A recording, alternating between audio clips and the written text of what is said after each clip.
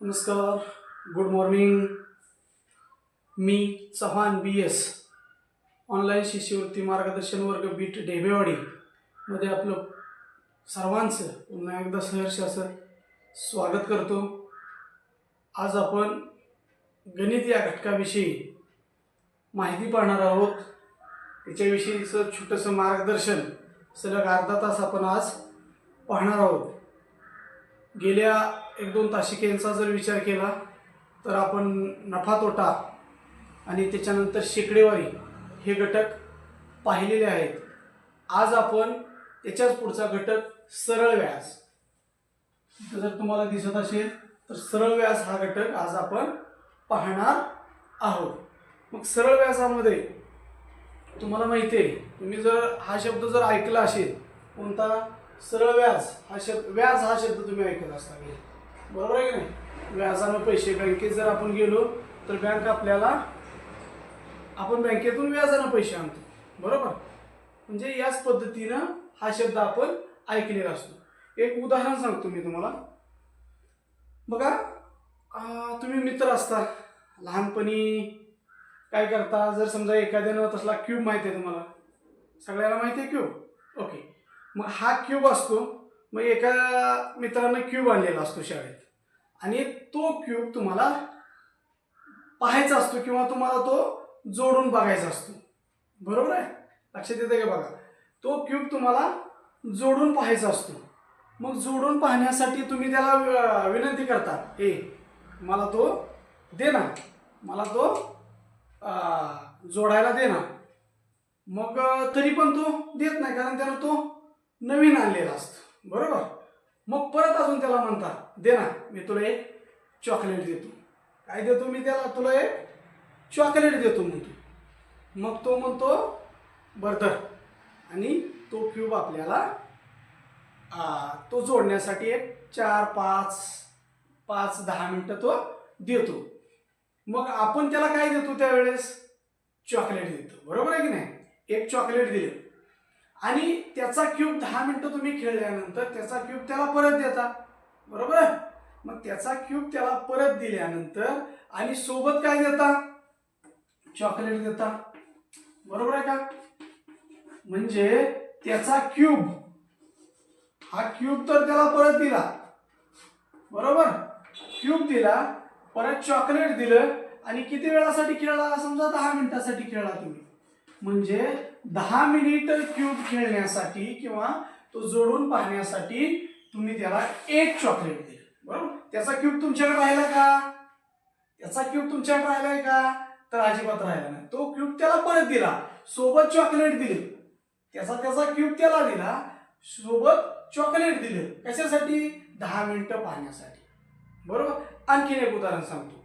यामध्ये फक्त आपल्याला काय करायचं आहे, त्याचं एकदम सोपं आहे. फक्त त्याचं बेसिक म्हणजे काय, की आपल्याला व्याज कसं असतं किंवा व्याज कोणत्या पद्धतीने आपण काढू शकतो किंवा त्याच्या ज्या संकल्पना आहेत त्या आपल्याला समजल्या पाहिजे. आणि आत्ता समजल्या, आता 4वी-5वी मध्ये जर समजल्या तर भविष्यामध्ये याची जी गणित असतील यावरची कधीही विसरणार नाही. दुसरे उदाहरण सांगतो. बघा, आता इथं तुम्हाला वस्तू रूपानं तुम्ही दिलं, बरोबर आहे की नाही?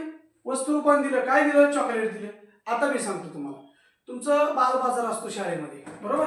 मग तुम्ही शेजारच्या शाळेमध्ये बाल बाजार पाहण्यासाठी जातात. तुमचे सर टीचर काय असतील शाळेतले ते काय करतात? बाल बाजार पाहण्यासाठी नेतात. समजा तुमच्या शेजारची शाळा आहे आणि तिथं अचानक तुम्ही गेला. बघा, मी काय म्हणतो, अचानक तुम्हाला शनिवारचं म्हणले सर, तुमच्या शाळेतले सर म्हणले चला आता आपल्याला बाल बाजार पाहण्यासाठी जायचं आहे. मग तिथं गेल्यानंतर काय होतं? तिथं स्टॉल असतात वेगवेगळे, बरोबर? तिथं का समजा पाणीपुरीचा स्टॉल असतो, खेळण्याचा असतो, एखाद्या आणखीन कशाचा असू शकतो, खाऊचा असू शकतो, वडापावचा असू शकतो. मग तिथं गेल्यानंतर त्या स्टॉलवर पैसे द्यायचे असतात आणि आपल्याला काहीतरी त्यांच्याकडून घ्यायचं असतं. परंतु अशा वेळेस आपल्याकडे पैसे आहेत का? नाहीत. मग आपण मित्राला काय म्हणतो? मित्राला म्हणतो मला 10 रुपये दे. किती रुपये दे? आज शनिवार आहे, बरोबर आहे की नाही? मला आज 10 रुपये दे. जसं याला इथं क्यूब मागितला होता ना, आता याला काय म्हणतो आपण? मला 10 रुपये दे. मग 10 रुपये दिल्यानंतर काय म्हणतो आपण त्याला माहिती आहे का? मला 10 रुपये दे, मी तुला उद्या रविवार आहे परवा दिवशी 11 रुपये देतो, 1 रुपया देतो, बरोबर आहे की नाही? काय देतो मी तुला? 1 रुपया देतो, बरोबर? मला आज 10 रुपये दे, मी तुला उद्या काय करतो? 1 रुपया ज्यादा देतो. तुझे 10 तर देतोच आणि 1 रुपया देतो, बरोबर आहे का? बघा लक्षात येतं का तुमच्या? तुम्ही काय म्हणता त्याला? मला आज 10 रुपये दे, मी तुला उद्या 11 रुपये देतो, म्हणजे 1 रुपया ज्यादा देतो. किती दिवसासाठी? समजा 2च दिवसासाठी, आपल्याला 2च दिवस वापरणार आहे ना. म्हणजे आपण सोमवारी काय करतो? परत आल्यानंतर त्याला त्याचे 10 रुपये परत देतो. जसं इथं त्याचा क्यूब त्याला परत दिला होता, तसं हे 10 रुपये त्याचे त्याला परत देतो आणि शिवाय 1 रुपया एक्स्ट्रा देतो. बघा, हा 1 रुपया एक्स्ट्रा देतो. किती दिवस वापरला आपण त्याचे 10 रुपये? समजा 2च दिवस इथं वापरले, बरोबर आहे की नाही? लक्षात येते का बघा तुमच्या? आपण 10 रुपये त्याचं घेतलं होतं, इथं क्यूब घेतला होता, इथं त्याला 1 रुपया ज्यादा दिला, इथं त्याला चॉकलेट दिलं. मी अगोदर वस्तू सांगितली आणि परत तुम्हाला काय सांगितलं? आता डायरेक्ट पैसे सांगितलं, बरोबर आहे की नाही? आणि किती वेळ वापरलं? इथं 10च मिनिटं वापरलं होतं, इथं 2 दिवस वापरला असते. मग तो आपल्याला देतो आणि सोमवारी आपण त्याला 11 रुपये परत देतो, बरोबर? बघा आता, मग याला म्हणायचं त्याची जी आपण किंमत घेतली होती, त्याच्याकडून जी आपण वस्तू घेतली होती, त्याच्याकडून जे काही असेल ते आपण घेतलं होतं, त्याला आपण मुद्दल म्हणतो. काय म्हणतो? बघा तुमच्या लक्षात येत आहे का? इथं 10 रुपये घेतले होते, इथं क्यूब घेतलं होतं, म्हणजे ही झाली मुद्दल, बरोबर? मुद्दल. आणि आपण त्याला इथं काय दिलं? 2 दिवसासाठी चॉकलेट दिले आणि हे काय दिलं? 1 रुपया दिला. याला म्हणायचं व्याज. म्हणजे आपण इथं क्यूब जोडून पाण्याच्या मोबदल्यात आपण त्याला चॉकलेट दिले, म्हणजे काहीतरी किंमत दिली. इथं 10 रुपये त्याचं वापरायला 2 दिवस घेतलं. आपल्याकडे जर त्या दिवशी 10 रुपये असतील तर हा 1 रुपया द्यायची गरज आहे का? नाही गरज. का दिला? आपल्याकडे 10 रुपये नव्हते. मग त्याच पद्धतीनं बँकेमधून आपण कधी पैसे घेतो? आपल्याला गरज असते आणि आपल्याला गरज असताना आपल्याकडं तेवढी किंमत नसते किंवा तेवढे पैसे नसतात, म्हणून आपण बँकेकडून तेवढे पैसे घेतो आणि त्याच्यानंतर बँकेला काहीतरी ठराविक रक्कम देतो. बँकेची जेवढी रक्कम घेतली तेवढी तर परत देतोच, शिवाय असं जसं 1 रुपया दिला तसं बँकेचं ठरलेलं असतं, त्या पद्धतीनं आपण ते परत देतो. काय घेतो आपण? कारण ती रक्कम त्यावेळेस आपल्याकडे नसते आणि आपल्याला त्या पैशाची गरज असते, बरोबर? आपलं समजा घरी काही काम असेल, शेतीमधलं काम असेल, तर आपण बँकेकडून कर्ज घेतो, बरोबर? आणि किती वेळासाठी घेतलं होतं? इथं 2 ह्याच्यासाठी घेतलं होतं, 2च दिवसासाठी, इथं समजा 10 मिनिटासाठी. तसं बँकेमध्ये जर गेला तर 1 वर्षासाठीचं व्याज ठरलेलं असतं. किती? 1 वर्षासाठी. मग आता आपण पाहू, याला मुद्दल म्हणायचं, याला व्याज म्हणायचं आणि याला म्हणायचं काळ, बरोबर? काळ म्हणजे काय? किती वेळासाठी तुम्ही ते घेणार आहे? 1 वर्षासाठी घेणार आहे, 2 वर्षासाठी घेणार आहे, त्या पद्धतीने, किंवा 6 महिन्यासाठी घेणार आहे, त्यासाठी हे हा झाला काळ. आणि त्यांचा जो व्याजाचा, आता इथं काय ठरलं नव्हतं व्याजाचा दर, बरोबर? आपण हे मित्राला बोललेलो होतो, परंतु बँकेचा व्याजाचा दर ठरलेला असतो. याच्यावरून आपल्याला व्याज कसं काढायचं? बघा, व्याज कसं काढलं? 10 रुपयाला 1 रुपया गेला इथं, बरोबर आहे की नाही? हे 1 रुपया व्याज झाले. मग त्याला आपण किती रुपये दिले? 11 रुपये दिले. मग याला काय म्हणायचं? त्याला आपण 11 दिले, 10 दिले का? नाही, त्याला 11 रुपये दिले. किती दिले त्याला? 11 रुपये दिले. मग हे 11 रुपये म्हणजेच रास. लक्षात येते का? बघा, 11 रुपये म्हणजे रास. त्याला आपण किती दिले? 11 रुपये दिले, 10 दिले नाहीत. 10 त्याची मुद्दल होती, म्हणजे त्याचं घेतलेले पैसे 10 रुपये होते आणि त्याच्यानंतर त्याच्यामध्ये 1 रुपया मिळवला, ही 10 मुद्दल होती आणि त्याच्यामध्ये हे व्याज झालं. हे दोन्ही मिळून काय झाली? रास झाली. तुम्हाला जर विचारलं रास किती झाली या उदाहरणामध्ये, तर 11 रुपये. मुद्दल आणि व्याज हे दोन्ही मिळून रास होते. मग अगोदर आपण आता पाहू व्याज कसं काढायचं, हे पुसून टाकतो. बघा, एक सूत्र आहे, छोटंसं सूत्र आहे, आपण ते याच्यावरून आता लक्षात ठेवू. व्याज बरोबर पूर्ण लिहितो म्हणजे तुमच्या लक्षात येईल. मुद्दल गुणिले दर गुणिले काळ भागिले 100. या पद्धतीने आपण व्याज, त्यालाच आपण सरळ व्याज म्हणतो, हे काढू शकतो. मग 100 कशासाठी केलं? तुम्हाला मी दशमान शिकवलं ना, कारण हा दर जो असतो तो दर साल दर शेकडा असतो. म्हणजे काय? दर वर्षी आणि 100ला ठरलेला असतो. उदाहरणार्थ एखाद्या बँकेनं 9% व्याजानं पैसे दिले. बघा, समजा मी किती घेतले? 1000 रुपये घेतले. आपण आता मुद्दल घेऊया. एका बँकेकडून मी 1000 रुपये घेतले. किती रुपये? हे झाली मुद्दल. आता मी थोडक्यात लिहितो. बघा, आता एक उदाहरण घेतल्यानंतर हे तुमच्या लक्षात येईल. एका बँकेकडून माझ्याकडे 1000 रुपये नव्हते, बरोबर. मग मी बँकेमध्ये गेल्यानंतर बँकेवाल्याकडून इथं 10 घेऊ आपण, 10%. म्हणजे सुरुवातीला तुम्हाला समजण्यासाठी सोपं घेऊया आपण. मग मी बँकेकडे गेलो, मला 1000 रुपयाची गरज होती. मला काहीतरी शाळेचं साहित्य घ्यायचं होतं जूनमध्ये, बरोबर. आणि माझ्याकडे 1000 रुपये नव्हते. मग मी बँकेकडे गेलो आणि बँकेकडून मी 1000 रुपये मुद्दल घेतली. जसं आपण 10 रुपये घेतले होते ना मित्राकडून, तसं 1000 रुपये घेतली. आणि त्याच्यानंतर मग मला मी ते किती वर्षासाठी घेतले? समजा 2 वर्षासाठी. मग काळ किती आहे? काळ किंवा त्यालाच आपण मुदत पण म्हणू शकतो, बरं का. मुदत पण म्हणू शकतो, बरोबर. आम्ही ते 2 वर्षासाठी घेतले. आणि त्या बँकेच्या व्याजाचा दर 10% होता. इथे लिहिता का नाही मी? बँकेचा दर किती टक्के होता? 10%. म्हणजेच काय? आणि कंसामध्ये असतं द सा द शे म्हणजे शेकडा. दर साल, प्रत्येक वर्षाला, बघा, प्रत्येक वर्षाला 100 रुपयाला 10 रुपये. लक्षात येतं का? बघा, दर साल दर शेकडा. 10% म्हणजे किती? 10% म्हणजे मी शिकवलं ना तुम्हाला पाठीमागच्या तासाला. 100 पैकी 10, 100 भागापैकी 10 भाग म्हणजे 100 रुपयाला 10 रुपये. कधी? प्रत्येक वर्षाला. कसं असतं? दशादशे 10 म्हणजे काय? दर साल दर वर्षी दर शेकड्याला. म्हणजे मी 100 रुपये 1 वर्ष पूर्ण वापरलं तर मला 10 रुपये व्याज येणार. समजा मी 200 रुपये, बघा, 200 रुपये एका वर्षासाठी घेतलं 10%, तर मला 20 रुपये जाणार. लक्षात येतं का? बघा, हे थोडं समजून घ्यावं लागेल आपल्याला. आणखीन याचा अधिकचा सराव करावा लागेल म्हणजे हे लक्षात येईल तुमच्या. दर साल दर शेकडा म्हणजे काय? दरवर्षी दर 100 रुपयाला 10 रुपये व्याज आहे. म्हणजे 1000 रुपयाला 10 रुपये नाही. लक्षात आलं का तुमच्या?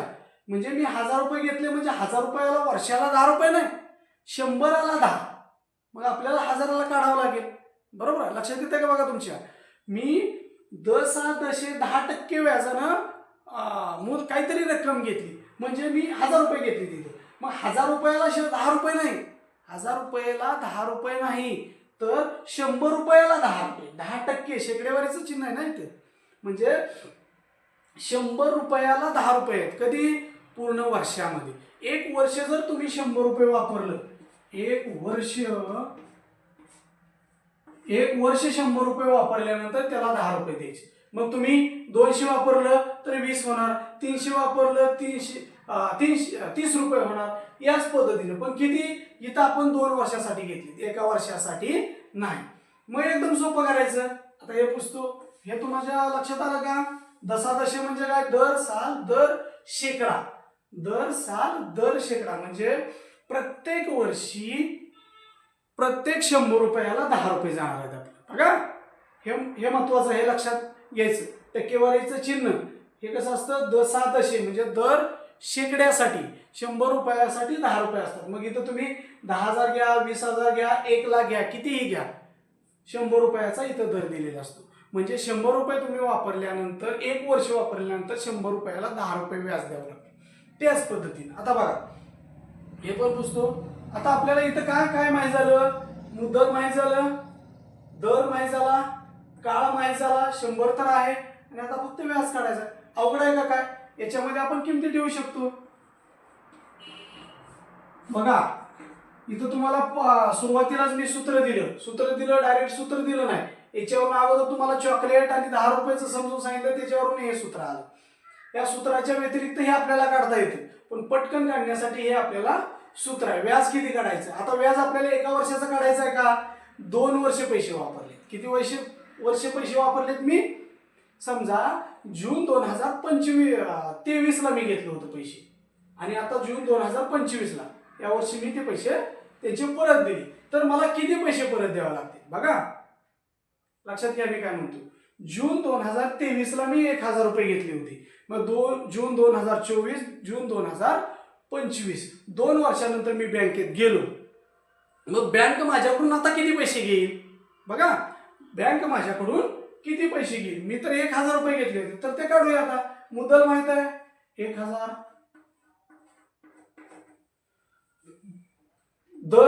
दर किती होता? 10 रुपये. त्याच्यामुळे खाली 100 लिहितोय. आता इथं टक्केवारी नाही, हे बेसिक लक्षात घ्या. काय 10% म्हणजेच आपण असं लिहितो, मी तुम्हाला सांगितलंय 100 पैकी 10, म्हणून आपण त्याचं खाली 100 लिहितोय. लक्षात येतं का? हे 100 असंच नाही आलं, इथं टक्केवारीचं चिन्ह लिहिलंय का मी पुढं? नाही, खाली 100 लिहिलंय. म्हणजे हेच मी या स्वरूपात लिहितोय. सूत्र असंच तयार होत नसतं, सूत्राच्या पाठीमागं लॉजिक असतं किंवा ते सूत्र बनण्यासाठी गणिती क्रियाच असते, बाकी काही नसतं. मी हे 10% मी तुम्हाला पाठीमागच्या तासिकेत सांगितलं होतं. 10% म्हणजे 100 भागापैकी 10, 100 पैकी 10, बरोबर.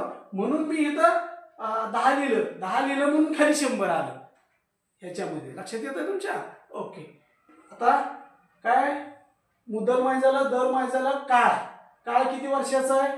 2 वर्षाचा आहे आणि भागिले 100. आता हे तुम्हाला आडवा आकार येतो ना? बघा या 2 शून्याला हे 2 शून्य गेले. मग आता राहिले खाली तर एकच राहिला. मग याचा गुणाकार करायचा. 10 10 100, 100 हे 2, 100 गुणले 2. बोला येतं ना तुम्हाला? येतं ना? हा 10 गुणले 10 100, 100 गुणले 2 200. म्हणजे हे काय झालं? व्याज. 200 काय रुपये असतील हे, बरोबर ना? हे 1000 पण काय आहेत? रुपये. आणि पैसे घेतो म्हणल्यानंतर त्याच्या पुढे रुपयेच येणार आहे, ते माझ्याकडून राहून गेलो. मग आता मला सांगा व्याज किती आलं? व्याज आलं 200 रुपये. बघा व्याज आलं 200 रुपये. मग हे जे व्याज आहे, मग मी बँकेत तुम्हाला सांगितलं, मी कधी गेलो बँकेत? जून 2025 ला गेलो. मग मी त्या बँकेत जाऊन 200 रुपये देणार का? सांगा बरं. मी घेतले 10,000 रुपये आणि बँकेत त्यांनी सांगितलं मला तुमचं व्याज झालंय 200 रुपये व्याज झाले. किती रुपये झाले? 200 रुपये. मी किती दिवस वापरलेत पैसे? 2 वर्ष. मग बँकेत मी जाऊन 200 रुपये देणार का? नाही देणार. हे 200 व्याज आहे, त्यांचे पण परत द्यावं लागतील ना मला. हे 200 रुपये कशाचे आहेत? मी ते पैसे वापरले होते. किती वर्ष? 2 वर्ष. किती पैसे वापरले होते? 1000 रुपये. त्याचं व्याज 200. मग माझ्याकडून ते 200 घेतील का? 200 तर घेणार, शिवाय 1000 त्यांचं द्यावं लागतील ना. अगोदर म्हणावं लागेल ना हे तुमचं धरा. तुमचं म्हणजे काय? मुद्दल धरा. अगोदर मला म्हणावं लागेल ना हे तुमची मुद्दल, अधिक मी वापरलेत किती? 2 वर्ष. त्याचं किती झाले? 200. म्हणजे काय म्हणायचं याला? व्याज. बघा मी बँकेत गेल्यानंतर ही तुमची मुद्दल किती? 1000. हे व्याज किती झालं? 200. असं मला किती द्यावं लागतील? 1200 रुपये मला त्यांना द्यावं लागतील. मग ह्यालाच काय म्हणायचं? रास म्हणायचं. आलो आपण राशीकड. नुसतं 200 घेतील? फक्त 1000 घेतील? नाही, 1000 तर घेणार का? त्यांची मुद्दल आहे. आपण जसं त्यांचा क्यूब दिला ना, मग आपण एक चॉकलेट दिलं म्हणून तो क्यूब आपल्याला देणार आहेत का? अजिबात देणार नाही, बरोबर. म्हणून त्यांची मुद्दल तर द्यावीच लागणार, बरोबर. अधिक व्याज. का व्याज? हे 200 रुपये व्याज का आलं? कारण मी ते 2 वर्ष वापरलेत ना. किती टक्क्याने वापरले? 10. म्हणजे 100ला 10 रुपये होते, असं मी 1000 रुपये 2 वर्ष वापरलं, म्हणून त्याचं 200 रुपये द्यावं लागतील. म्हणजे हे 1000 आणि हे 200 हे मुद्दल आणि हे झालेलं 2 वर्षाचं व्याज, असं 1200 रुपये याला म्हणायचं रास. आणि दुसरं सूत्र तयार होतं, रास बरोबर मुद्दल अधिक व्याज. एकदम सोपं असतं. ओके. आता एक छोटंसं उदाहरण घेऊ. हे पुसून टाकू. एकदम सोपं, लक्षात घ्या. आता बघा,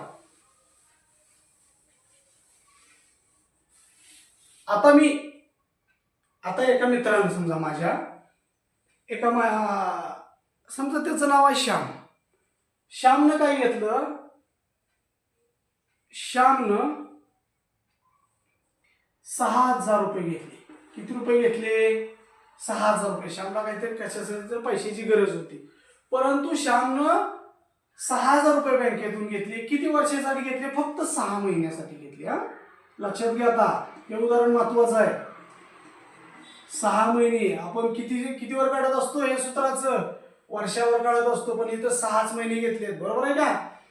आता दर समजा 10%. दर किती व्याजाचा? 10%चा आहे. म्हणजे दशा 10. तुमच्या प्रत्येक उदाहरणामध्ये स्कॉलरशिपचे हा शब्द तुम्हाला आता वाचायला मिळणार. दशा दशे, दर साल, दर शेकडा. म्हणजे काय? प्रत्येक वर्षी 100 रुपयासाठी 10 रुपये प्रत्येक वर्षासाठी. 2 वर्ष वापरलं तर मग काय होणार सांगा आता? 100 रुपयाला 10 रुपये, तर मग किती? 20 रुपये होणार. बरोबर. पण आता 1 वर्षभर नाहीच घेतले त्याने, त्याच्याकडे पटकन पैसे आले. बरोबर. माझ्याकडे मी 2 वर्ष वापरले होते ना 1000 रुपये, परंतु श्यामने काय केलं? 6000 रुपये फक्त 6च महिन्यासाठी वापरायचं ठरवलं. किती? 6. 1 वर्ष पण नाही. मग आता कसं काढायचं बघा, नीट लक्ष द्या. आता आपल्याला व्याज काढायचं. व्याजाचं सूत्र माहिती आहे? मुद्दल गुणिले दर गुणिले काळ. बरोबर. काळ हा नेहमी वर्षात घ्यायचा असतो, हा लक्षात ठेवायचा. कारण इथंच म्हणताना म्हणतो ना, दर साल दर शेकडा. लक्षात येतं का बघा तुमच्या? आपण इथं म्हणतानाच काय म्हणतो? दर साल दर शेकडा. लक्षात येते. म्हणजे प्रत्येक वर्षाला प्रत्येक 100 रुपयाला 10 रुपये. म्हणजे आपला काळ हे कशात आहे? वर्षामध्ये, किमान वर्षामध्ये. बरोबर. मग आता आपण व्याज मुद्दल माहिती आहे तुम्हाला? हे रुपये. मुद्दल माहिती आहे? 6000 रुपये. दर किती आहे? 10%. म्हणजे 10 लिहितोय, मग खाली 100. हे लक्षात ठेवायचं. आपण हेच 10 कसं लिहितोय? 10 पैकी 100 पैकी 10, म्हणून खाली 100 येतं या सूत्रामध्ये. लक्षात आलं? ठीक आहे. ओके. आता गुणुले काळ. आता मला सांगा रे, काळ 6च महिने, 1 वर्ष नाही. आणि मी तुम्हाला इथं काय सांगितलं होतं? दरवर्षी, दर साल, प्रत्येक वर्षी प्रत्येक 100 रुपयाला 10 रुपये. मग इथं तर त्यानं वर्षभर वापरलेच नाहीत, मग वर्षाचे पैसे का द्यायचं? बघा, त्यानं 6000 रुपये 1 वर्ष वापरले का? 1 वर्ष वापरले तर 10% दर आहे. बघा, मग त्यानं 6च महिने वापरलं. मग काळ किती आहे? 1 वर्ष आहे का? नाही. मग किती आहे? 12 महिन्यापैकी 6 महिने. लक्षात येते का बघा? 12 महिन्यापैकी 6 महिने येते. 12 महिन्यापैकी 6 महिने. मग आपण पण तसाच लिहायचा. आपण पण त्याच पद्धतीने लिहू शकतो. 12 महिन्यापैकी 6 महिने. बरोबर. गुणुले 6 महिने वापरलाय ना, 6/100 गुणुले हे 12 इथे येणार. 6/12 आलं का? 6 12 भागापैकी 6 भाग आले ना. मग आता आपण ह्याला सोडवू शकतो. हे 2 शून्य गेले. 12 एक्के 12, 12 पंचे 60. आडवा भागाकार येणं खूप महत्वाचं आहे. इयत्ता 5वीच्या दृष्टीनं किंवा आपल्याला पटकन उदाहरण सोडवता यावं यासाठी आपल्याला आडवा भागाकार या पद्धतीनं उदाहरण सोडवता येणं खूप गरजेचं आहे. मग आता याचं सोडवू शकता आपण. खाली तर काय राहिलंच नाही, एकच राहिले फक्त. बरोबर. मग आता 5 10 50 आणि 50 सख सांगा बरं किती 50 सक्क 50 दोन्ही 100 50चा पाडा येतो ना, येतो की नाही? आपण येत नसेल पाडापाड तर आपण करू शकतो. 50 सक्क किती? 10 पाचा 50 आणि 50 सक्क म्हणा माझ्यासोबत. 50 एक्क 50, 50 दोन्ही 100, 50 त्रिक 150, 50 चौक 200, 250 300. हे 300 काय लाडू? लाडू काय आलं 300? व्याज आलं. पण काय आलं व्याज? रुपयामध्ये व्याज येणार, कारण आपण मुद्दल पैशात घेतले, पैसे घेतलेत. उत्तर पण आपलं. मग आता श्याम गेला 3 महिन्यानं 6 महिन्यानं बँकेमध्ये. मग श्यामला किती 300 रुपये द्यावे लागतील का? 300 रुपये द्यावे लागतील का? त्यांचं जे मुद्दल आहे ते पहिल्यांदा द्यावं लागेल ना. म्हणजे हे 6000 रुपये जे मुद्दल बँकेचं होतं आणि हे 300 रुपये, असं श्यामला 6300 रुपये बँकेला परत द्यावे लागतील. म्हणजेच रास. लक्षात आलं? म्हणजे श्यामनं 6000 रुपये वापरले होते, बरोबर आहे की नाही? किती महिन्यासाठी? 6 महिन्यासाठी. किती टक्क्यानं? 10%. मग श्यामला जादाचे 300 रुपये द्यावे लागतील. मग हे 300 म्हणजेच काय? व्याज आहे. का? माझ्याकडे 6000 रुपये नव्हते आणि मला 6000 रुपयांची गरज होती म्हणून मी बँकेत गेलो होतो, बरोबर आहे की नाही? मला 6000 रुपयाची गरज होती, म्हणजे श्यामला 6000 रुपयाची गरज होती आणि श्यामकडे 6000 रुपये नव्हते म्हणून श्यामनं बँकेत गेला. मग बँक आपल्याला 6000 धरा तुम्हाला 6000 रुपये असं म्हणेल का? त्याच्या बदल्यात काहीतरी घेईल ना. त्याच्या बदल्यात आपण त्यांना किती रुपये दिले? 300 रुपये दिले. या पद्धतीनं आपण ही उदाहरणं सोडवू शकता. मग तुमच्या लक्षात आलं मुद्दल म्हणजे काय? दर काळ लक्षात ठेवायचा. त्याला आपण एका वर्षात करतो. 12 भागापैकी 6 भाग, म्हणजे ज्याच्यावरून इतर तुम्हाला दुसरं एक लक्षात यायला पाहिजे. आता मी ते सांगितलं नाही परंतु तुम्हाला ते लक्षात येतं. 12 भागापैकी 6 भाग म्हणजेच काय? 1/2 अर्ध वर्ष पण असं असू शकतं ना, असू शकतं ना. या पद्धतीने ते कधी होईल तुमचं? ज्यावेळेस तुम्ही खूप सराव कराल या उदाहरणाचा, त्यावेळेस आपोआप तुमच्या या गोष्टी पटकन लक्षात येण्यासाठी मदत होते. आता एक उदाहरण पाहू आपण. उदाहरण पाहायचं. ओके, बघा मी वाचून दाखवतो उदाहरण. दाखवू बघा.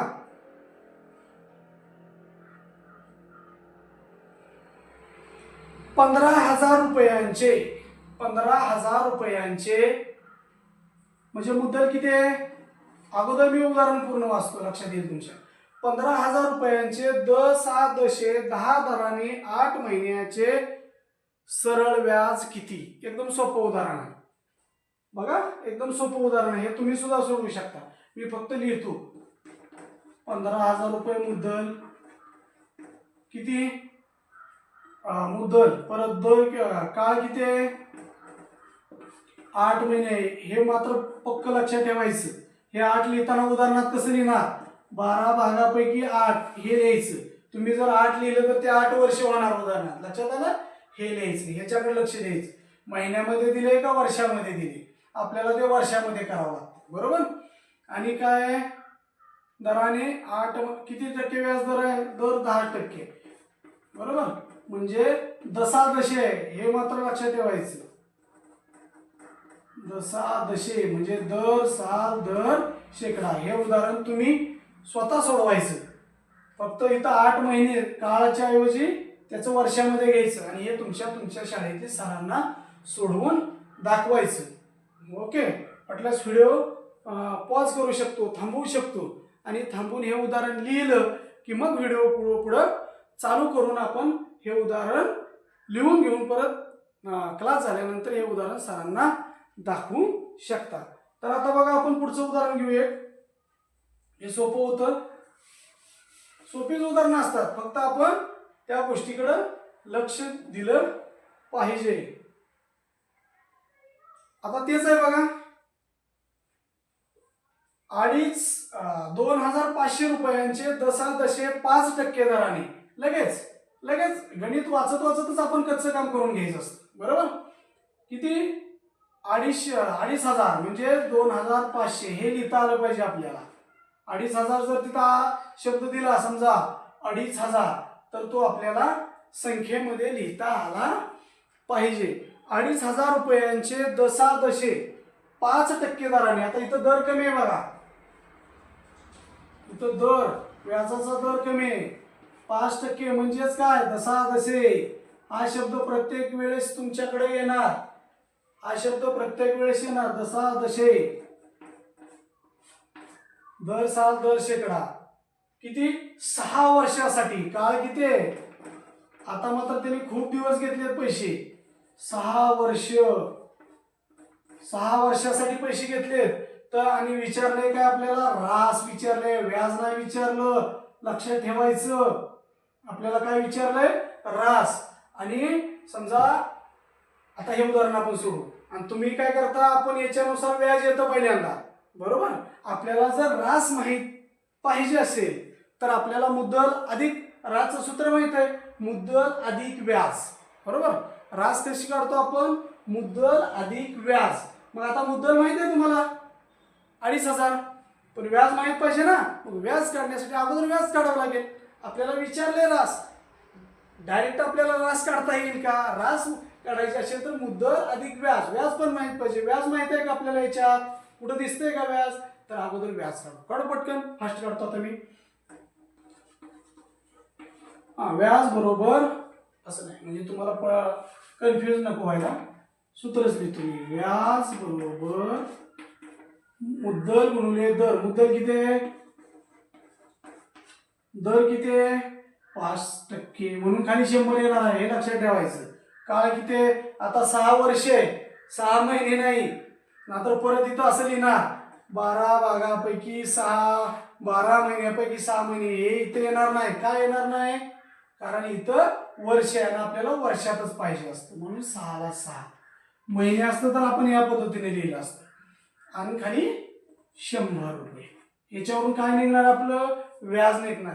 सुरुवातीला आपल्याला सराव होईपर्यंत पूर्ण सूत्र लिहायचं आणि मग व्याज काढायचं जायचं. गडबड करायची नाही. सराव झाल्यानंतर आपण फास्टमध्ये वेगामध्ये काढू शकतो. या 2 शून्याला 2 शून्य. मी प्रत्येक वेळेस सांगतो आडवा भागाकार येणं मस्ट आहे. जेवढा तुम्हाला आडवा भागाकार वेगामध्ये येईल तेवढं उदाहरण तुमचं फास्ट सोडवलं जाईल. आता इथं कसं 25 गुणिले 5, 25 पाचा सांगा, इथं आलं पाहिजे. 25 जरी येत नसेल तर आपण करू शकता. 5 सख्ख 30, 30 गुणिले 25 इकडं कच्चं करू शकतो. 25 शून्य शून्य, 25 त्रिक 75. किती आलं मग? 750 रुपये व्याज आलं. काय आलं? व्याज आलं. हे मग आपल्याला व्याज विचारलं का?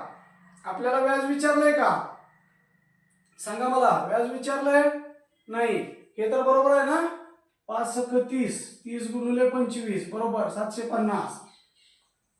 25 शून्य शून्य, 25 त्रिक 75, 750. आणि पहिलाच पर्याय असतो बघा.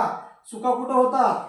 मी बऱ्याच वेळा सांगतो, आपली परीक्षा फक्त आपल्या ज्ञानाची नसते, आपल्या विचारांची सुद्धा परीक्षा असते, बरोबर ना. मग मला सांगा, पहिलाच पर्याय असतो 750, असा पहिला पर्याय असतो. आणि आपल्याला वाटतं किती सोपं उदाहरण दिलं होतं परीक्षेमध्ये, बरोबर. आणि लगेच आपण पहिला पर्याय पटकन गोल करतो आणि लगेच बाहेर आल्यानंतर सांगतो, अरे सरळ व्याजचं तर एकदम सोपं गणित विचारलं तर पहिलाच पर्याय येतो. आणि मित्र आपल्या तोंडाकडे बघतो.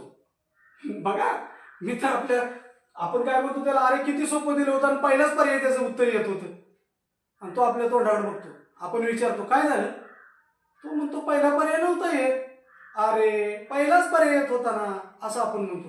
आणि मग आपण ती प्रश्नपत्रिका चाळतो. त्यावेळेस आपल्याला लक्षात येतं की आपण 750 हे व्याज केलं होतं आणि विचारले होते आपल्याला रास. मग रास काढावा लागेल. रास म्हणजेच काय? मुद्दल अधिक व्याज. मुद्दल काय आहे?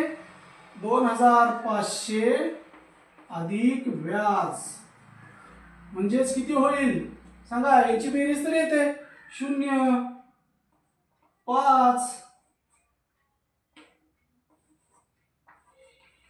एवढी राशी. बरोबर आहे का? किती? 3250. यालाच काय म्हणतोय आवारात? 3500. आणि दुसरा पर्याय असतो 3250 रुपये.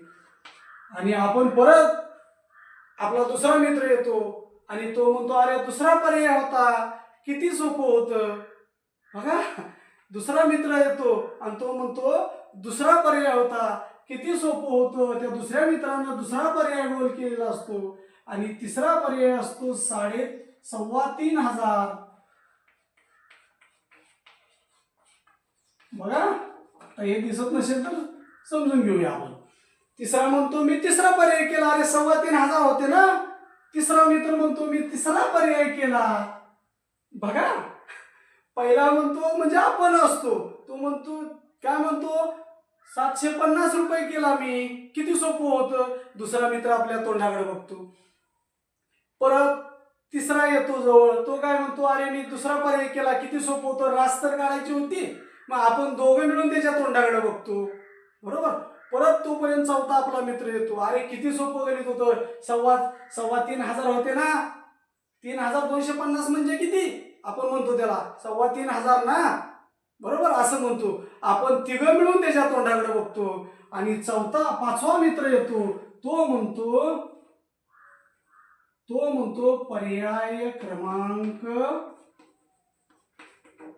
2 व 3 बरोबर. पाचवा म्हणतो मी चौथा पर्याय केला.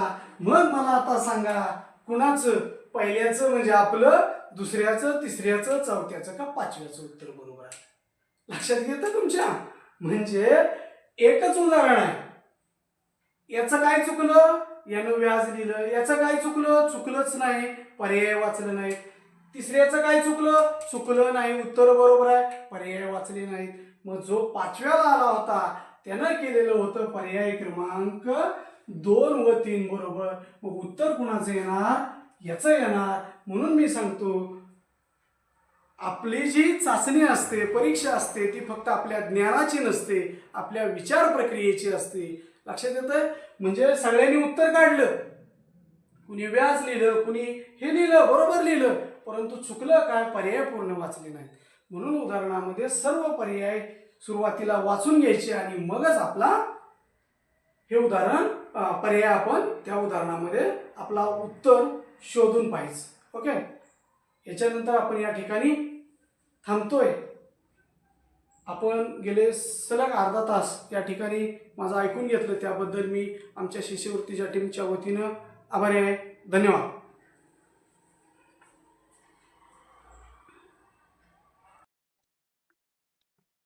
नमस्कार विद्यार्थी मित्रांनो, आजच्या तासिकेमध्ये आपल्या सर्वांचं स्वागत आहे. आज आपण पाहणार आहोत वेन आकृती हा घटक. हा घटक अभ्यासताना आपल्याला काही महत्त्वाचे मुद्दे आहेत ते आपण थोडक्यात समजून घेऊया. या घटकांतर्गत प्रश्नामध्ये भौमितिक आकृत्या, वर्तुळ, त्रिकोण, चौकोन, आयत इत्यादी एकमेकांमध्ये गुंतलेले असतात. ठीक आहे. आता वेन आकृतीमध्ये आपल्याला त्रिकोण दिलेला असू शकतो, किंवा एखादा वर्तुळ दिलेला असू शकतो, किंवा एखादा चौकोन दिलेला असू शकतो. आणि ह्या ज्या आकृत्या आहेत त्या ह्या एकामेकांमध्ये काय असतात, गुंतलेल्या आपल्याला दिसून येतात. ठीक आहे. आकृतीचे भाग अंक, अक्षर किंवा संख्यांनी दर्शवलेले असतात. आता या आकृतीमध्ये आपल्याला संख्या दिलेल्या असू शकतात. ठीक आहे. किंवा अक्षर सुद्धा दिलेले असू शकतात. ठीक आहे. आता प्रत्येक आकृती हा वेगळा घटक दर्शवते. बघा, त्रिकोण हा वेगळा काहीतरी संबोध करणार, आयत हा वेगळा काहीतरी संबोध करणार, आणि वर्तुळ आपल्याला काहीतरी संबोध करणार आहे. ठीक आहे. हे तीनही घटक वेगवेगळे स्वतंत्र असतील. पुढील मुद्दा बघू. एका आकृतीत असणारे अंक, दोन आकृतीत असणारे अंक किंवा सामायिक अंक कोणते, या प्रकारचे प्रश्न आपल्याला विचारले जातात. ठीक आहे. या घटकावर आपल्याला काय विचारले जातात, प्रश्न विचारले जातात. ठीक आहे. आता एक महत्वाचा मुद्दा आहे इथे, फक्त वर्तुळात कोणत्याही आकृतीत असणारा अंक असा शब्दप्रयोग असेल तर त्या आकृतीमध्ये असणारा अंक घ्या आणि इतर आकृत्या आपल्याला काय करायचं आहे, बोटानं झाका. ठीक आहे. जर आपल्याला फक्त जर विचारलं, बघा इथे ए आणि सी हे दोन अक्षर आहेत, पण जर आपल्याला फक्त विचारलं तर आपण या सी चाच विचार करणार आहोत. ठीक आहे. आपण हा घटक प्रश्नांच्या माध्यमातून आणखीन स्पष्ट करणार आहोत. या घटकावर आपल्याला प्रश्न कशा स्वरूपाचे विचारले जातात. ठीक आहे. खालील वेण आकृतीचे निरीक्षण करून त्यावर आधारित प्रश्नांची उत्तरे पर्यायांमधून आपल्याला निवडायची आहेत. फक्त त्रिकोण, फक्त लंबवर्तुळ आणि फक्त अष्टकोन यामध्ये अंकांची बेरीज किती? ठीक आहे. हा आहे आपला प्रश्न. आता इथे बघा आपल्याला एक त्रिकोण दिलेला आहे. त्रिकोण, त्याच्यानंतर इकडे काय दिले आपल्याला एक अष्टकोन दिलेला आहे. त्याच्यानंतर आपल्याला दिला आहे एक लंब वर्तुळ. ठीक आहे. आपल्याला फक्त त्रिकोण विचारला आहे. फक्त त्रिकोण. ठीक आहे. आता आपण त्रिकोणाचा विचार करू. बघा त्रिकोणामध्ये आपल्याला 4 अंक दिसून येतात. 9, 5, 4 आणि 2. ठीक आहे. पण आपल्याला काय विचारलंय? फक्त त्रिकोणामध्ये. आपण 5चा जर विचार केला तर 5 हा अंक आपल्याला त्रिकोणामध्ये पण दिसून येतो आणि अष्टकोनामध्ये सुद्धा दिसून येतो. 9च्या बाबतीत जर विचार केला तर आपल्याला 9 हा वर्तुळामध्ये, अष्टकोनामध्ये आणि त्रिकोणामध्ये म्हणजे तीनही ठिकाणी आपल्याला तो पाहायला दिसून येतो.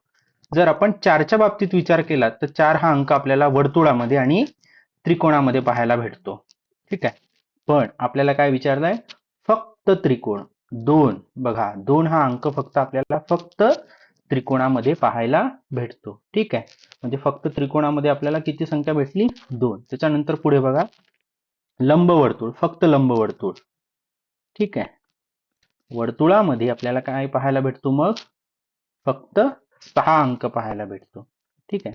त्याच्यानंतर बघा अष्टकोन. हा आहे अष्टकोन. या अष्टकोनामध्ये बघा आपल्याला काय पाहायला भेटते? अष्टकोन.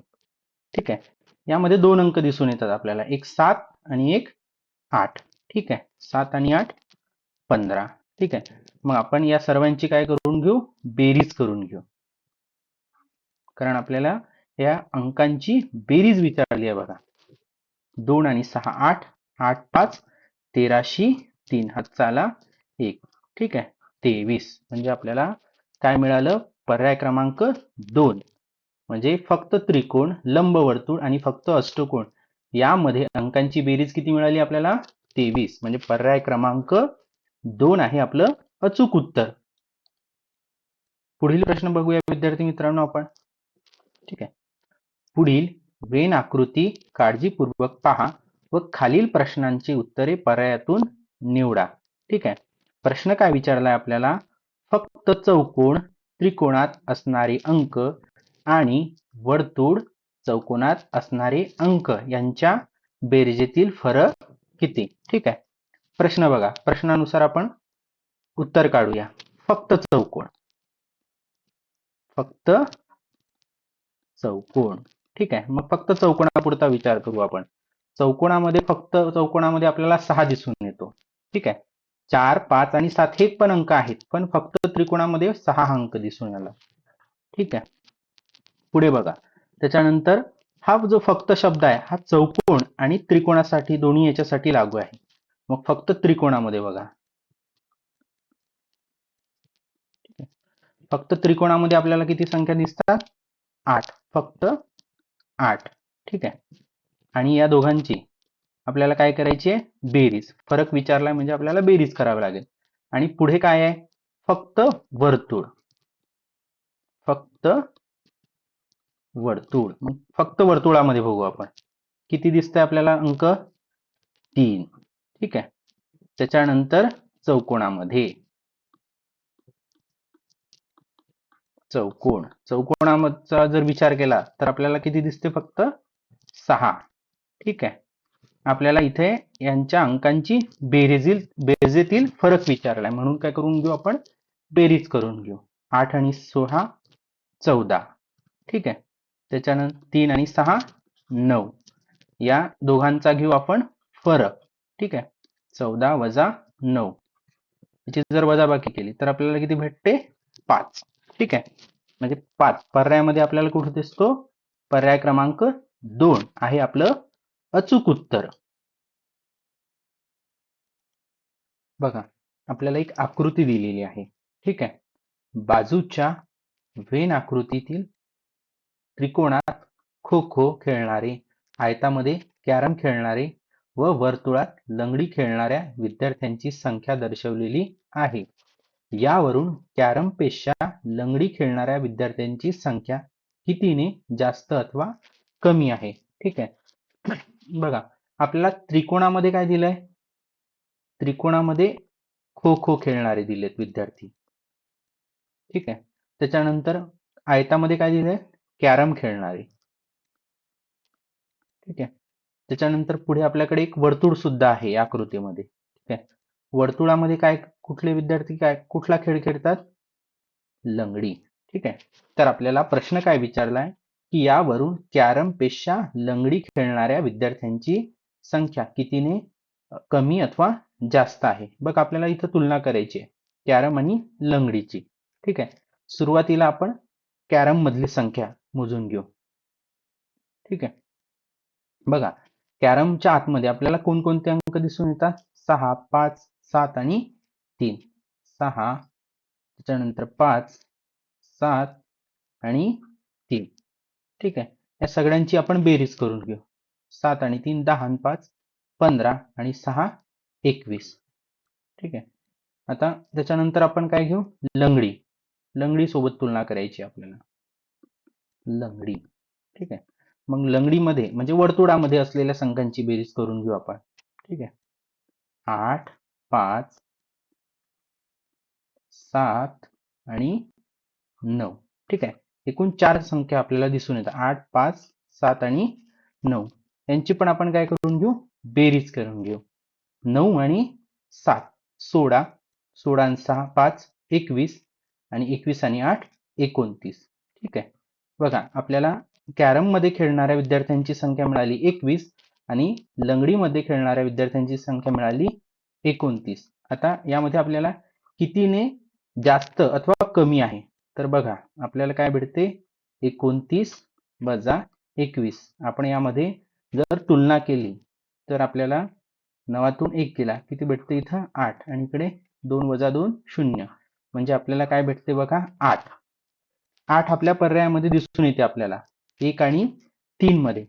पण आपल्याला इथं तुलना करायची, कोण कोणापेक्षा कमी अथवा जास्त आहे ते. ठीक आहे. ते आपण समजून घेऊ थोडक्यामध्ये. बघा, आपल्याला तुलना कोणासोबत करायची आहे? कॅरम पेक्षा लंगडी खेळणाऱ्या विद्यार्थ्यांची संख्या.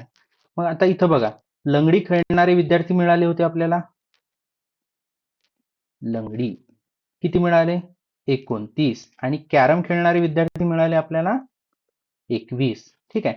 मग इथं बघा, लंगडी खेळणारे विद्यार्थी किती आहेत? इथं जास्त आहेत, म्हणून आपण ग्रेटर दॅन साइन दाखवू शकतो. आणि इकडे आहेत कॅरम खेळणारे विद्यार्थी, आणि ते कितीने जास्त आहेत?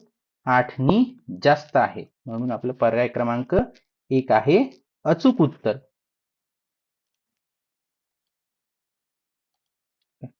पुढील प्रश्न बघूया आपण. सोबत दिलेल्या वेन आकृतीतील विविध कामे करणाऱ्या लोकांची संख्या दर्शवलेली आहे. त्यावरून विचारलेले प्रश्नांची उत्तरे आपल्याला सोडवायची आहेत. ठीक आहे. बघा, आता आपल्याला इथं काम करणारे व्यक्ती दिलेले आहेत आणि त्यांचे वेगवेगळे गट आहेत. ठीक आहे.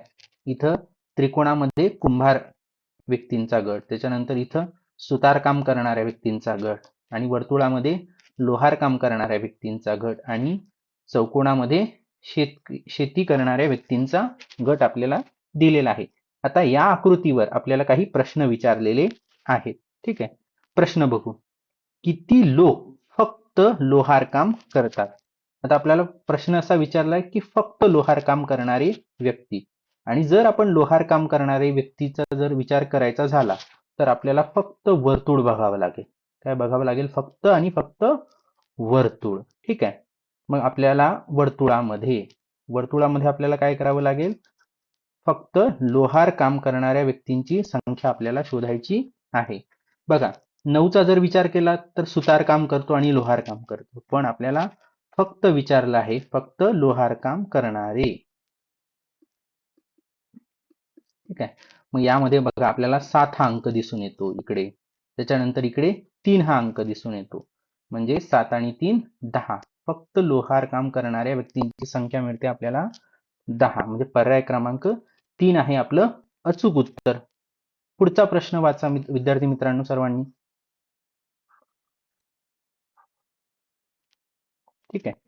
बघा, सुतारकाम करणारे किती शेतकरी कुंभारकाम व लोहारकामही करतात. आता सुतारकाम करणारी व्यक्ती म्हणजे आपल्याला त्रिकोणाचा विचार करावा लागेल. ठीक आहे.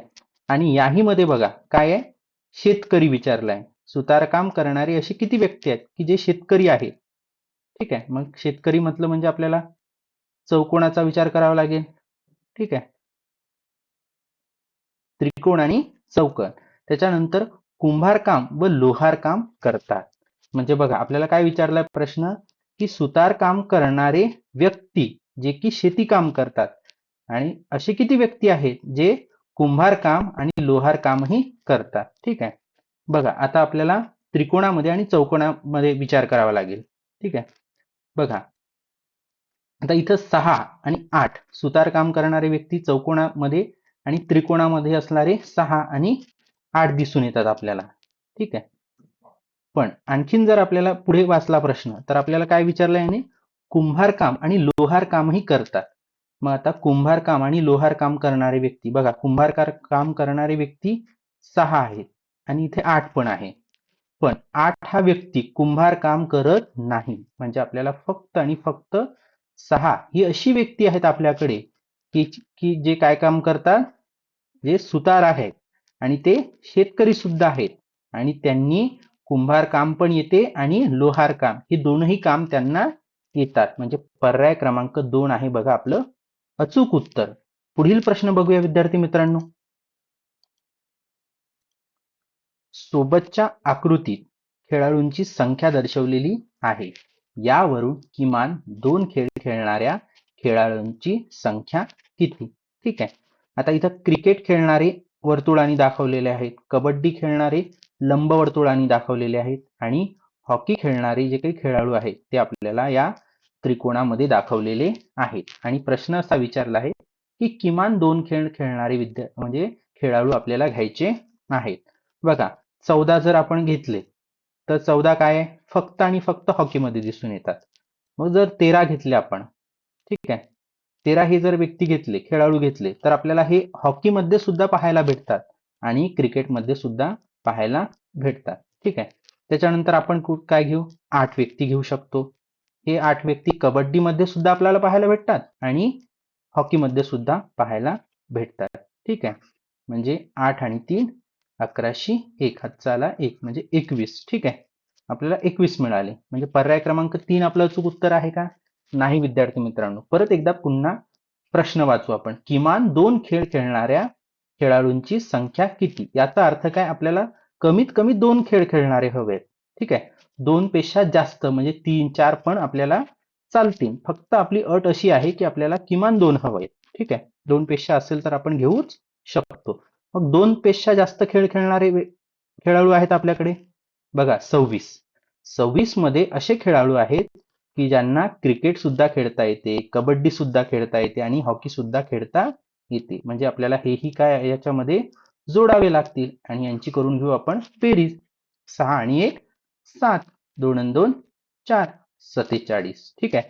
म्हणजे आपल्याला पर्याय क्रमांक 4 आहे याचं अचूक उत्तर. ठीक आहे. पुढील प्रश्न बघूया विद्यार्थी मित्रांनो. दिलेल्या वेन आकृतीचे निरीक्षण करून खालील प्रश्नांची उत्तरे पर्यायातून शोधा. ठीक आहे. बघा आपल्याला एक वेन आकृती दिली आहे ज्यामध्ये वर्ग संख्यांमध्ये आपल्याला वेगवेगळे वर्ग दिलेले आहेत. शेतकरी वर्ग आपल्याला वर्तुळामध्ये पाहायला भेटतो, त्रिकोणामध्ये आपल्याला इंजिनिअरिंग करणारा वर्ग पाहायला भेटतो आणि आयतामध्ये आपल्याला फोटोग्राफी करणारा वर्ग पाहायला भेटतो. यावर प्रश्न काय विचारले ते बघूया. किती इंजिनियर शेती करतात. ठीक आहे. आता इंजिनियर म्हटलं म्हणजे आपल्याला विचार करावा लागेल त्रिकोणाचा. ठीक आहे. त्याच्यानंतर काय विचारलं, किती इंजिनियर शेती करतात. शेती म्हटलं म्हणजे आपल्याला वर्तुळाचा विचार करावा लागेल. मग बघा आपल्याला दिसेल की वर्तुळामध्ये आणि त्रिकोणामध्ये असलेली संख्या कोणती? बघा 12 ही एकमेव संख्या आपल्याला त्रिकोणामध्ये आणि वर्तुळामध्ये दिसून येते. म्हणजेच हे जे इंजिनियर आहेत ते काय करतात? शेती करतात. पर्याय क्रमांक 2 आहे आपलं अचूक उत्तर.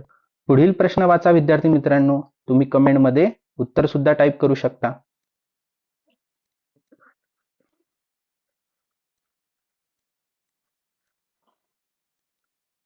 ठीक आहे, बघा किती शेतकऱ्यांना फोटोग्राफी येते? शेतकरी म्हटलं म्हणजे आपण काय कशाचा विचार करणार?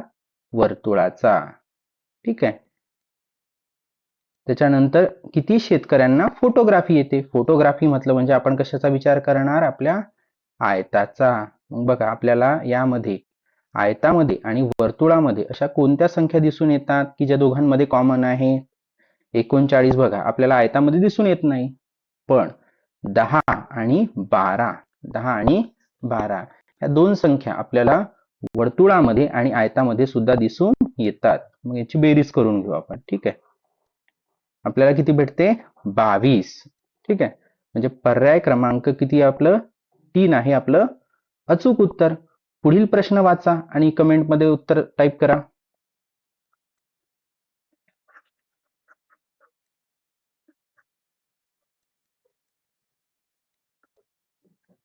ठीक आहे, आता बघा फोटोग्राफी न येणारे इंजिनियर किती? आता फोटोग्राफी म्हटलं म्हणजे आपल्याला आयताचा विचार करावा लागेल. आयतामध्ये असलेल्या संख्यांचा आपल्याला विचार करावा लागेल. त्याच्यानंतर फोटोग्राफी न येणारे इंजिनियर म्हटलं म्हणजे आपल्याला त्रिकोणाचा विचार करावा लागेल. बघा त्रिकोणामध्ये इंजिनियर आहेत तर या 12, 19 आणि 27 हे इंजिनिअरिंग येते यांना. पण 12 आणि 19 यांना काय येते? फोटोग्राफी सुद्धा येते. म्हणजे हे आयतामध्ये सुद्धा आपल्याला आढळून येतात. पण 27 हा असा वर्ग आहे की ज्यांना काय येते?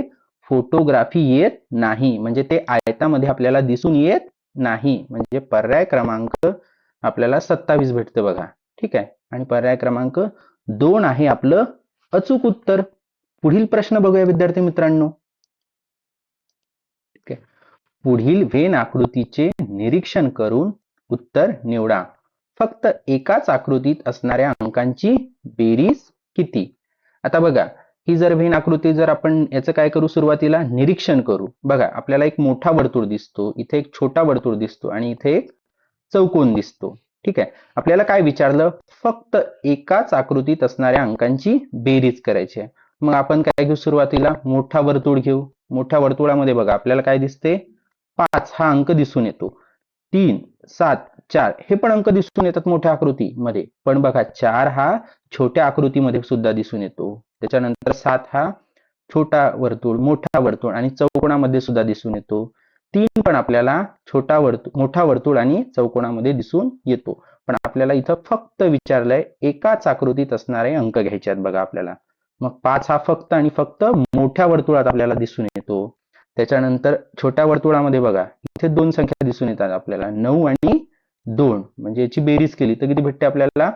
11. ठीक आहे, आता चौकोनामध्ये बघा आपल्याला 4 हा एकमेव अंक दिसतो की जो फक्त आणि फक्त चौकोनामध्ये आहे. ठीक आहे, एवढेच संख्या आपल्याला मिळाल्या फक्त एका आकृतीमध्ये असणाऱ्या. मग या सर्वांची आपण करून घेऊ बेरीज. 4 आणि 1 5, 5 आणि 5 10 शी 0 हातचा आला 1 आणि 1 2. म्हणजे आपल्याला भेटतात 20. पर्याय क्रमांक 4 आहे आपलं अचूक उत्तर.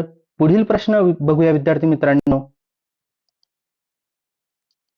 पुढील व्हेन आकृतीत त्रिकोणात संगीतकार. बघा त्रिकोणामध्ये आपल्याला काय दिलेत? संगीतकार. ठीक आहे, हा आहे त्रिकोण आणि यामध्ये दिले आहेत संगीतकार. त्याच्यानंतर चौकोनामध्ये आपल्याला काय दिलंय? गायन करणारा वर्ग. या चौकोनामध्ये आपल्याला काय दिलेलं आहे? गायक. ठीक आहे, आणि वर्तुळात नटांची संख्या दर्शवली आहे. हा जो काही वर्तुळ आहे यामध्ये नट दिलेत बघा, अभिनय करणारे नट असतात. ठीक आहे, त्याचे निरीक्षण करून पुढील प्रश्नाची उत्तरे आपल्याला द्यायची आहेत. ठीक आहे, प्रश्न काय विचारलाय मग? फक्त. ठीक आहे, प्रश्न संगीतकार, गायक व नट हे तीनही गुण असणाऱ्या ची एकूण संख्या किती? म्हणजे असा वर्ग आपल्याला शोधायचा आहे की ज्यांना संगीत सुद्धा येते, गायन सुद्धा येते, त्याच्यानंतर नट सुद्धा येते. हे तीनही प्रकार ज्या व्यक्तींना येतात तो वर्ग आपल्याला शोधायचा आहे. ठीक आहे. बघा, 3 हे एकमेव व्यक्ती दिसतात आपल्याला की ज्यांना काय येते. बघा, संगीतकार म्हणजे त्रिकोणामध्ये सुद्धा 3 दिसून येतो आपल्याला. त्याच्यानंतर 3चा आणखीन जर विचार केला तर गायन, गायन म्हणजे चौकोन, चौकोनामध्ये सुद्धा आपल्याला 3 दिसून येतो. आणि 3 हा नट म्हणजे वर्तुळ, वर्तुळामध्येही आपल्याला 3 दिसून येतो. म्हणजे 3 हा आपला असा वर्ग आहे की ज्यांना संगीत, गायन आणि नट हे तीनही गुण त्यांच्यामध्ये आहेत. पर्याय क्रमांक 1 आहे आपलं अचूक उत्तर. पुढील प्रश्न बघूया विद्यार्थी मित्रांनो. पुढील प्रश्नात दिलेल्या व्हेन आकृतीतील अक्षरे विविध खाद्यप्रकार आवडणारी मुले आहेत. खालील प्रश्नांची उत्तरे दिलेल्या पर्यायातून शोधायची आहेत. बघा, आपल्याला त्रिकोण दिलेला आहे. या त्रिकोणामध्ये असणारे कचोरी आवडणारे मुलं दिली आहेत आपल्याला. व्ही, एन, डी, ए आणि टी अक्षरांनी. वर्तुळामध्ये समोसा असणारी, ठीक आहे. बटाटे वडा चौरसाकृती, ठीक आहे. आणि पावभाजी षटकोनामध्ये दिसून येतात आपल्याला, ठीक आहे. तर यावरती आपल्याला काय प्रश्न आहेत ते आपण बघूया, ठीक आहे. पहिला प्रश्न वाचूया. आता सर्व प्रकारचे खाद्यपदार्थ आवडणारी मुले कोणत्या अक्षराने दर्शवलेली आहेत, ठीक आहे. असे कोणते मुलं आहेत, कोणत्या अक्षराने दर्शवलेली आहेत की ज्या मुलांना सगळेचे सगळे म्हणजे कचोरी, समोसा, पावभाजी आणि बटाटे वडा हे चारही खाद्यपदार्थ आवडतात, ठीक आहे. बघा, आपण ए जर बघितला, ए ए हा आपल्याला कचोरीमध्ये सुद्धा आवडणारा वर्ग दिसून येतो, ठीक आहे. त्याच्यानंतर ए बघा, समोसामध्ये पण आपल्याला दिसून येतो, म्हणजे वर्तुळामध्ये सुद्धा मध्ये आपल्याला ए दिसून येतो. त्याच्यानंतर बटाटे वडा म्हणजे चौकोन, या चौकोनामध्ये सुद्धा ए आहे. त्याच्यानंतर पावभाजी आवडणारा वर्ग आपल्याला ए पाहायला दिसून येतो, म्हणजे ए हा आपल्याला या षटकोनामध्ये सुद्धा दिसून येतो, ठीक आहे. म्हणजे ए असा एक घटक, एकमात्र घटक आहे की ज्याला सर्व प्रकारचे खाद्यपदार्थ आवडणारी मुले दर्शवतात, ठीक आहे. म्हणजे पर्याय क्रमांक 2 आहे आपलं अचूक उत्तर. पुढील प्रश्न वाचा विद्यार्थी मित्रांनो.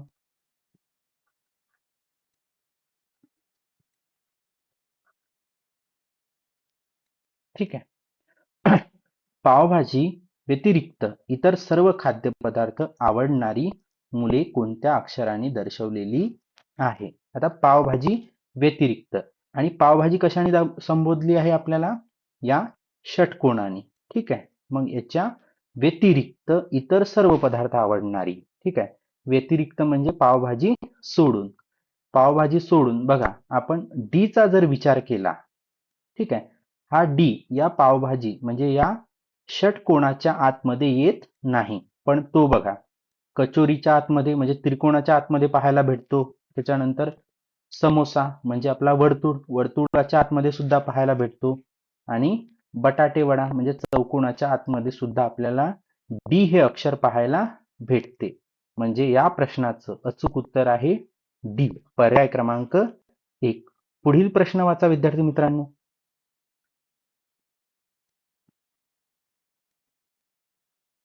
ठीक आहे. आता फक्त कचोरी आवडणारी मुले कोणत्या अक्षराने दर्शवलेली आहेत. फक्त कचोरी आवडणारे मुलं बघा, आपल्याला फक्त आणि फक्त व्ही हे असे मुलं आहेत की जे फक्त कचोरी आवडणाऱ्या वर्ग आहे. म्हणजे पर्याय क्रमांक 3 आहे आपलं अचूक उत्तर. पुढील प्रश्न बघा. फक्त समोसा आवडणारी मुलं कोणत्या अक्षराने दर्शवलेली आहेत. समोसा म्हटलं म्हणजे आपण वर्तुळाकडे जाणार, आणि या वर्तुळाचा मध्ये जर ई चा विचार केला तर हा ईला बटाटे वडा आणि समोसा हे दोन्ही पदार्थ आवडतात, ठीक आहे. पण मात्र फक्त आय असं अक्षर आहे की ज्यांना फक्त आणि फक्त समोसा आवडतो. फक्त समोसा आवडणारी मुले कोणत्या अक्षरांनी दर्शवलेली आहेत. पर्याय क्रमांक 4 आहे आपलं अचूक उत्तर. पुढील प्रश्न बघूया विद्यार्थी मित्रांनो. ठीक आहे.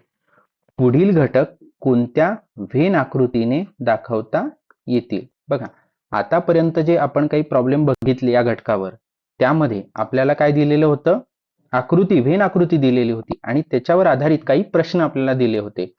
पण आता या प्रश्नांमध्ये आपल्याला असं पण विचारू शकतात की आपल्याला वर्ग दिलेले असू शकतात, म्हणजे घटक दिलेले असू शकतात आणि त्या वर्गांपासून आपल्याला व्हेन आकृती तयार करायची असते. ठीक आहे, आपण घटक वाचून आणि त्याच्यानुसार आपण आकृती जी आहे ते तयार करू.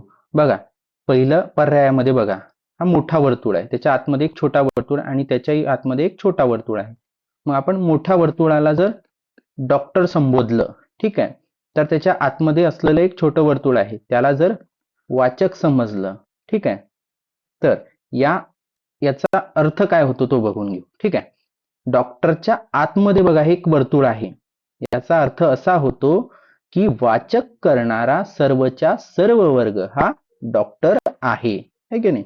पण असं होऊ शकत नाही विद्यार्थी मित्रांनो. ठीक आहे, म्हणून काही प्रमाणामध्येच वाचक वर्ग हा डॉक्टर असू शकतो. ठीक आहे, म्हणून पुढचा पर्याय जर बघितला तर पुढच्याही पर्यायामध्ये आपल्याला डॉक्टर जर मोठा वर्ग जर घेतला, म्हणजे मोठं वर्तुळ घेतलं, तर त्याच्या आतमध्ये असलेला आपलं वाचक जर घेतलं, तर इथे पण आपल्याला वर्तुळाच्या आतमध्ये वर्तुळ आहे, म्हणून दुसरा पर्याय पण आपला इलिमिनेट झाला.